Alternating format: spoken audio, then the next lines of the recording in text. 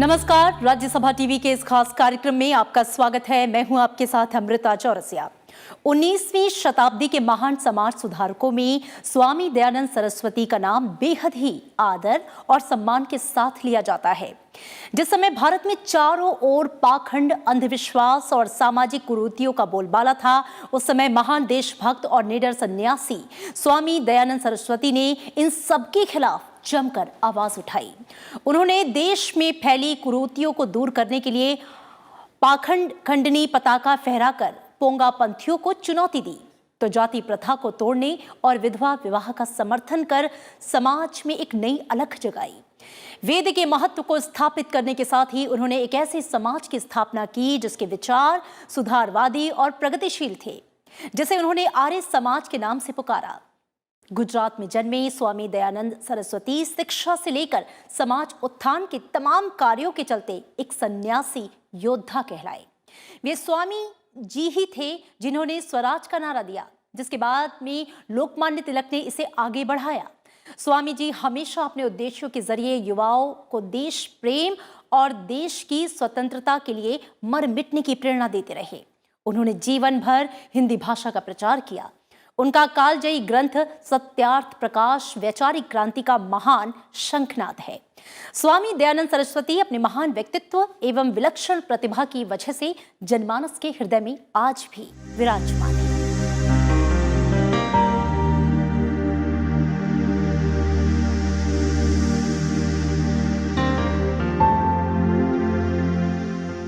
स्वामी दयानंद सरस्वती उन महान संतों में अग्रणी हैं जिन्होंने देश में प्रचलित अंधविश्वास, रूढ़िवादिता, कई तरह के आडंबरों और सभी अमानवीय आचरणों का पुरजोर विरोध किया। महान राष्ट्रभक्त और आर्य समाज के संस्थापक स्वामी दयानंद सरस्वती ने अपने कार्यों और संदेश से समाज को नई दिशा और एक ऊर्जा दी। महात्मा गांधी जैसे कई महान पुरुष दयानंद सरस्वती के विचारों से प्रभावित थे। स्वामी दयानंद सरस्वती ने जाति, आस्था और वर्ग आधारित सामाजिक भेदभाव को समाप्त करने की दिशा में महत्वपूर्ण काम किया है और उन्होंने सबको आर्य यानी कि सर्वश्रेष्ठ बनने के लिए प्रेरित किया।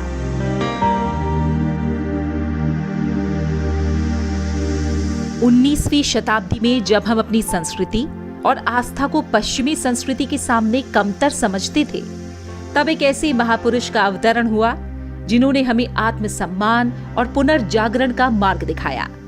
जी हाँ, हम बात कर रहे हैं स्वामी दयानंद सरस्वती की। आधुनिक भारत के महान चिंतक और समाज सुधारक दयानंद सरस्वती का जन्म 12 फरवरी 1824 को गुजरात के काठियावाड़ क्षेत्र के एक गांव में हुआ था। स्वामी दयानंद सरस्वती का जन्म मूल नक्षत्र में हुआ था। इस वजह से इनके माता पिता ने उनका नाम मूल शंकर रखा था। स्वामी दयानंद सरस्वती भगवान शिव के सच्चे उपासक थे, लेकिन उनके आस्था भाव को उस वक्त ठेस पहुंची जब उन्होंने भगवान शिव पर चढ़ा प्रसाद एक चूहे को खाते हुए देख लिया। उसके बाद से ही उन्होंने मूर्ति पूजा का विरोध करना शुरू कर दिया। उनके जीवन में ऐसी बहुत सी घटनाएं हुई जिन्होंने उन्हें हिंदू धर्म की पारंपरिक मान्यताओं और ईश्वर के बारे में गंभीर प्रश्न पूछने के लिए विवश कर दिया। उनका बचपन सुविधा संपन्न था और उन्हें किसी प्रकार का अभाव नहीं था। शुरू से ही उन्होंने वेदों, शास्त्रों, धार्मिक पुस्तकों और संस्कृत भाषा का अध्ययन किया। प्रारंभिक उनकी शिक्षा दीक्षा घर में ही हुई। संस्कृत का व्याकरण उन्होंने पढ़ाया। उनके चाचा जी उनसे बहुत स्नेह प्यार करते थे। उनके चाचा ने उनको संस्कृत की वर्णोच्चारण शिक्षा और यजुर्वेद के कुछ अध्यायों को उनको याद भी कराया।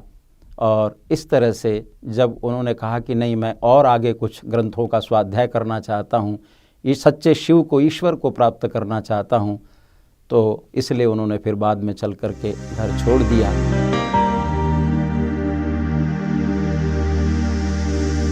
बड़े होने पर स्वामी दयानंद सरस्वती के माता पिता उनका विवाह कर देना चाहते थे, लेकिन उनका मन ज्ञान की खोज में रम गया था।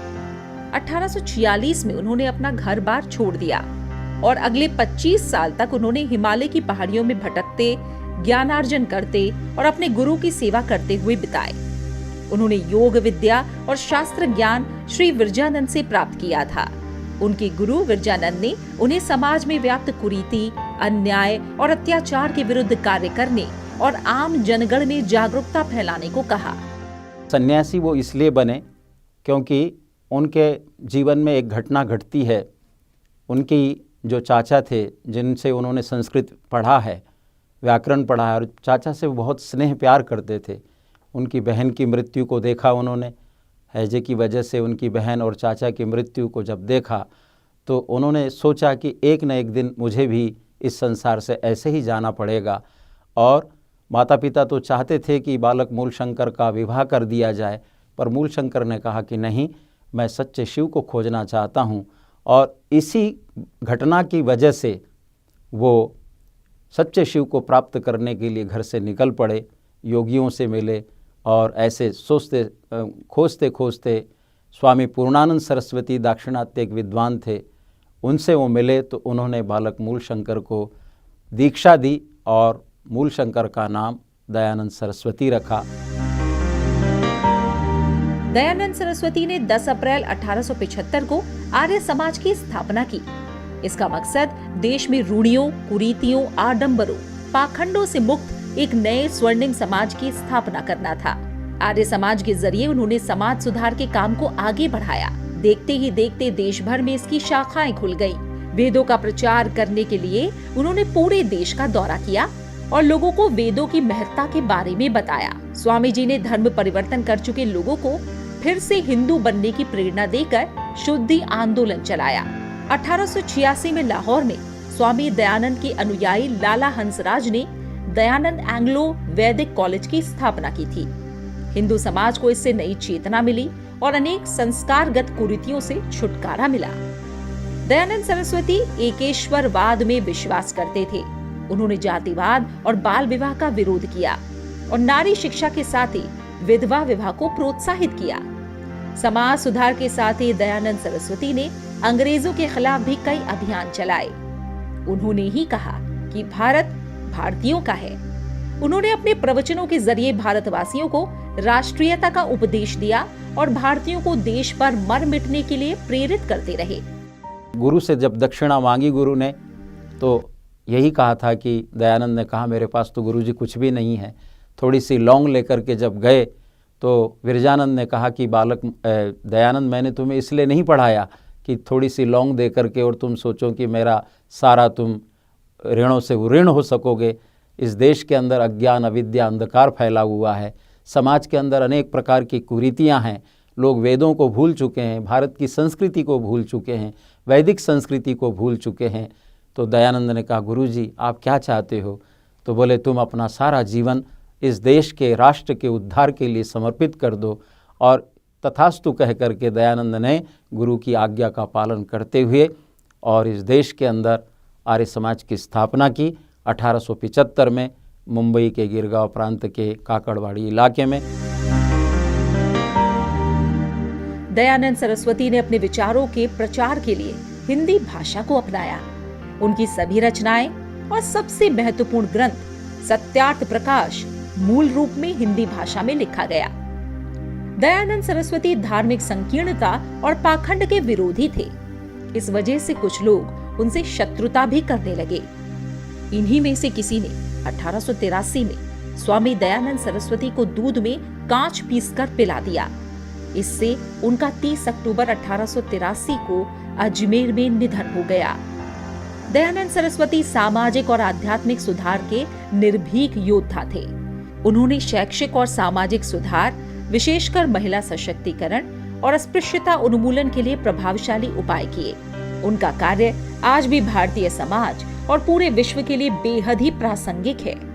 दयानंद सरस्वती ने जिस आर्य समाज की स्थापना की, आज उसकी लगभग 10,000 इकाइयां पूरी दुनिया में कल्याणकारी गतिविधियां चला रही हैं। आर्य समाज ने नैतिकता आधारित आधुनिक शिक्षा के प्रोत्साहन में अभूतपूर्व योगदान किया है और उसने समाज में सभी वर्गों, विशेषकर महिलाओं और वंचित वर्गों की उन्नति के लिए काम किया। आर्य समाज ने देश भर में कई स्कूल और कॉलेज स्थापित किए हैं। Bureau report, Rajya Sabha TV. Bharatiya Samaj में ऐसे कई समाज सुधारक हुए जिन्होंने सामाजिक ढांचे को पूरी तरह से बदल कर रख दिया।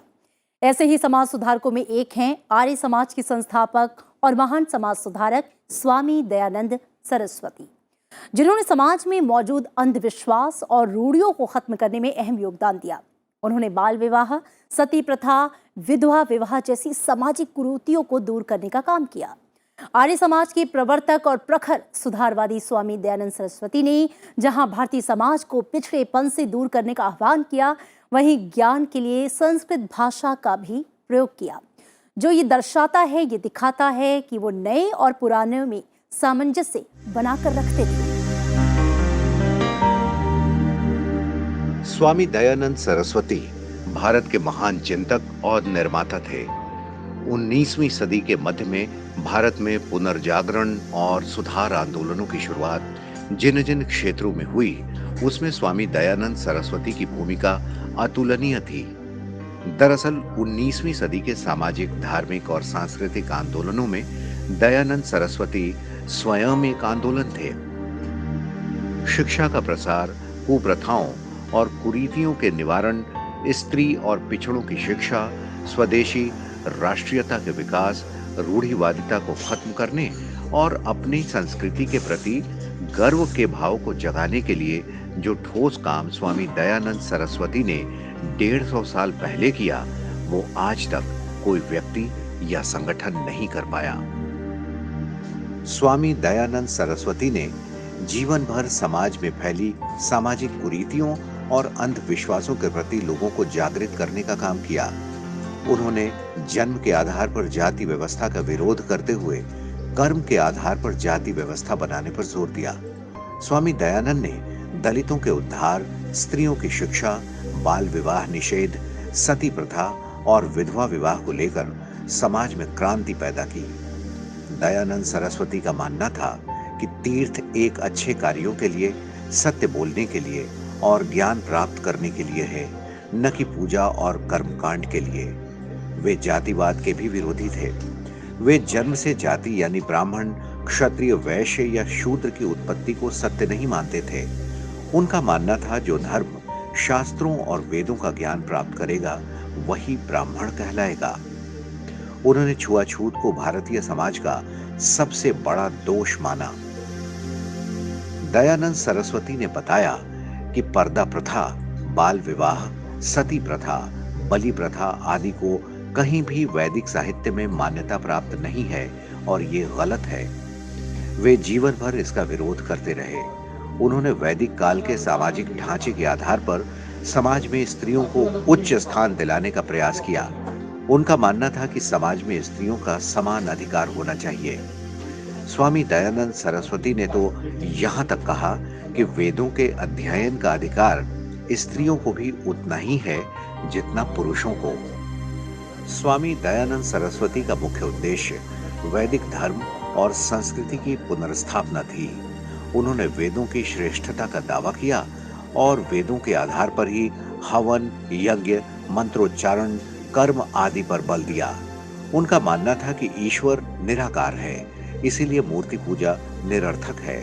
उन्होंने ईसाई मत और मुस्लिम धर्म में हिंदुओं के धर्म परिवर्तन को रोकने की कोशिश की और इसके लिए शुद्धि आंदोलन चलाया। स्वामी दयानंद सरस्वती ने प्रत्यक्ष और अप्रत्यक्ष रूप से शिक्षा के क्षेत्र में अभूतपूर्व योगदान दिया। उन्होंने शिक्षा की एक ऐसी पद्धति की शुरुआत की जो भारत की संस्कृति और परंपराओं के अनुरूप थी, जिसमें प्राचीन वैदिक शास्त्रों के अध्ययन के साथ साथ आधुनिक ज्ञान विज्ञान को भी पर्याप्त जगह दिया गया। उनका प्रयास था कि शिक्षा समाज के मुट्ठी भर लोगों की जागीर नहीं बने, बल्कि सबको समान शिक्षा प्राप्त करने का अवसर मिले। दयानंद सरस्वती ने न केवल प्रचारित शिक्षा की विकृतियों और असंगतियों को दूर किया, बल्कि शिक्षा के जरिए वे विश्व भर में एक ऐसी नई सामाजिक व्यवस्था स्थापित करना चाहते थे जो समतापूर्ण और न्याय पर आधारित हो। दयानंद के विचारों और शिक्षा के प्रचार प्रसार के लिए 1885 में लाहौर में एंग्लो वैदिक यानी डीएवी हाई स्कूल की स्थापना हुई। इसके 2 साल के भीतर ही अनेक हाई स्कूल, कॉलेज और गुरुकुल स्थापित हुए, जिसमें स्वामी दयानंद के विचारों को मूर्त रूप दिया जाने लगा। स्वामी दयानंद सरस्वती ने अपनी दूरदर्शिता से देश, समाज, जाति, सामूहिक जीवन की जड़ता, अंधविश्वास के साथ ही अन्याय और शोषण को गहराई से देखा और जाना। वे अपने विवेकशील दृष्टि से उस गतिरोध को दूर कर समाज को एक नई दिशा देने के लिए जीवन भर प्रयास करते रहे। स्वामी दयानंद सरस्वती ने माना कि भारतीय पुनरुत्थान और आधुनिकीकरण भारत की प्राचीन वैदिक संस्कृति के आधार पर ही संभव है। Bureau report, Rajya Sabha TV. Swami Dayanand Saraswati ने 19वीं शताब्दी के अंतिम चरण में अपना कालजयी ग्रंथ सत्यार्थ प्रकाश रचकर धार्मिक और सामाजिक जगत में क्रांति ला दी। इस ग्रंथ का जनमानस पर गहरा प्रभाव पड़ा। सत्य के अर्थ की खोज और सामाजिक कुरीतियों पर इस ग्रंथ के जरिए जमकर प्रहार किया गया और ईश्वर की उपासना के साथ ही मानव जीवन के विभिन्न आयामों पर गहराई से प्रकाश डाला गया। आइए जानते हैं स्वामी दयानंद सरस्वती के इस कालजयी ग्रंथ के बारे में। स्वामी दयानंद सरस्वती का कालजयी ग्रंथ सत्यार्थ प्रकाश वैचारिक क्रांति का महान शंखनाद है। सत्य का अर्थ सत्य है और सत्यार्थ प्रकाश का अर्थ सत्य के प्रकाश को पूरे विश्व में फैलाना है। ये पुस्तक सत्य और मिथ्या के भेद पर गहराई से प्रकाश डालती है। स्वामी दयानंद सरस्वती की मातृभाषा गुजराती थी, लेकिन सत्यार्थ प्रकाश ग्रंथ की रचना उन्होंने हिंदी में की। सत्यार्थ प्रकाश की रचना स्वामी दयानंद सरस्वती ने की थी। सत्यार्थ प्रकाश के लेखक स्वामी दयानंद सरस्वती ने लिखा है कि ईश्वर, जीव, प्रकृति ये सभी अनादि और अनंत हैं। ईश्वर के गुण, कर्म, स्वभाव और सृष्टि के नियम भी अनादि और अनंत हैं। विज्ञान का भी यही मत है कि सृष्टि नियम यानी लॉज ऑफ नेचर अटल, अटूट और सार्वभौमिक है और इन नियमों का नियंता परमात्मा है। परमात्मा की सृष्टि के नियम न तो बदलते हैं और न ही टूटते हैं, न घटते हैं, न बढ़ते हैं और न ही घिसते हैं। इसलिए चमत्कार की बातें करना मात्र कोरा अंधविश्वास है। सत्यार्थ प्रकाश विश्व भर में व्याप्त बुराइयों और चमत्कारों को चुनौती देने वाला सबसे पहला ग्रंथ है। सत्यार्थ प्रकाश ग्रंथ में 2 भाग हैं, पूर्वार्ध और उत्तरार्ध। पूर्वार्ध में 10 अध्याय हैं और उत्तरार्ध में 4। इस प्रकार कुल 14 अध्याय हैं जिन्हें समुल्लास कहा गया है। पहले समुल्लास में ईश्वर के ओंकार आदि नामों की व्याख्या की गई है।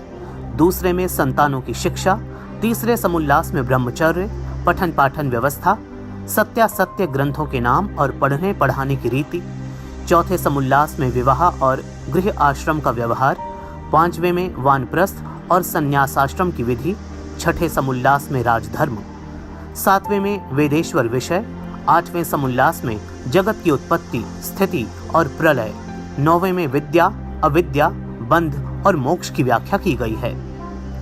10वें समुल्लास में आचार, अनाचार और भक्ष्या भक्ष्य यानी खाद्य और अखाद्य पदार्थ का विषय, 11वें में आर्यावर्तीय मत मतांतर का खंडन मंडन, 12वें में चारवाक, बौद्ध और जैन मत, 13वें और 14वें समुल्लास में ईसाई और मुसलमानों के मत पर प्रकाश डाला गया है। पुस्तक के अंत में स्वमंतव्य मंतव्य प्रकाश यानी मैं कौन सी बातें मानता हूँ और कौन सी नहीं शीर्षक से स्वामी दयानंद सरस्वती ने धर्म से संबंधित 51 ऐसे विषयों की वैदिक मान्यताओं के आधार पर संक्षेप में व्याख्या की है।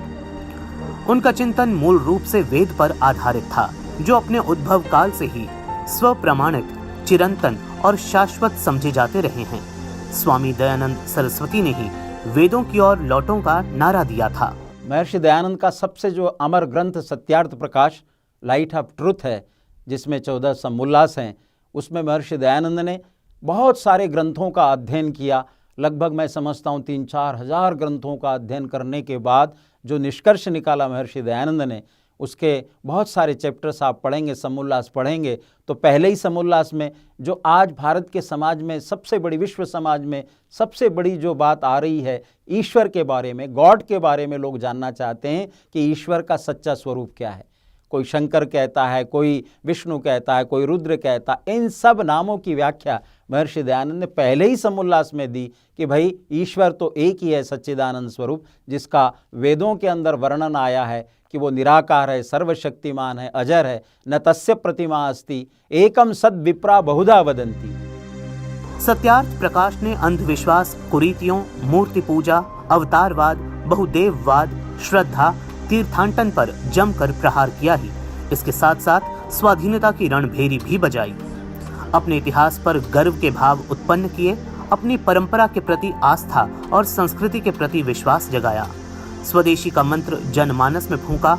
सत्यार्थ प्रकाश की इसी अनुभूति का प्रभाव था कि आर्य गरज कर गाया करते थे, कभी हम बुलंद इकबाल थे, तुम्हें याद हो कि न याद हो, हर फेन में रखते कमाल थे, तुम्हें याद हो या न याद हो। स्वामी दयानंद ने आर्य समाज के माध्यम से अनेक प्रकार की कुरीतियों का खंडन किया और लोगों को ये संदेश दिया कि बैक टू दी वेदास, वेदों की ओर लौटो। तुम अपनी संस्कृति से प्यार करना चाहते हो तो वेद का पढ़ना पढ़ाना और सुनना सुनाना सब आर्यों का परम धर्म है। महर्षि दयानंद की सबसे बड़ी विशेषता रही कि उन्होंने किसी संप्रदायवाद को नहीं चलाया, बल्कि उनका ये मानना रहा कि ब्रह्मा से लेकर के जैमिनी ऋषि पर्यंत ऋषियों ने जो सत्य की बात कही, उसी को उन्होंने आर्य समाज के माध्यम से कहने का एक संकल्प लिया। स्वामी दयानंद सरस्वती ने अपने विलक्षण व्यक्तित्व और कृतित्व से 19वीं सदी के पराधीन और जर्जर भारत को गहराई तक झकझोरा। उसका प्रभाव आज हम 21वीं सदी में भी महसूस कर रहे हैं और उनसे प्रेरणा लेकर उन सामाजिक कुरीतियों, धार्मिक अंधविश्वासों से लोहा ले रहे हैं जो दीमक बनकर समाज और धर्म को भीतर ही भीतर खोखला कर रही है। स्वामी दयानंद आधुनिक विश्व के ऐसे पहले विचारक हैं जिन्होंने सत्यार्थ प्रकाश में सबके लिए अनिवार्य और निशुल्क प्राथमिक शिक्षा का सिद्धांत रखा। कृषक और श्रमिक को राजाओं का राजा माना। स्वामी दयानंद सरस्वती ने सामाजिक, धार्मिक, शैक्षिक, आर्थिक, राजनीतिक, दार्शनिक और आध्यात्मिक जगत की व्याधियों, दुर्बलताओं और त्रुटियों का गहराई तक अध्ययन किया था। रोग की जड़ में जाकर उसके अनुसार ही उपचार किया। दयानंद जितने प्रासंगिक 19वीं शताब्दी में थे, उतने ही प्रासंगिक हर युग खंड में रहेंगे। कारण विज्ञान और तकनीक चाहे जितनी उन्नति कर ले, मनुष्य की धर्म, अर्थ, काम व मोक्ष की भाव भूमि वही रहेगी जो अनादिकाल से चली आ रही है और अनंत काल तक चलती रहेगी। Bureau report, Rajya Sabha TV. और फिलहाल इस खास पेशकश में इतना ही। देश और दुनिया की बाकी खबरों के लिए आप देखते रहिए राज्यसभा टीवी। नमस्कार।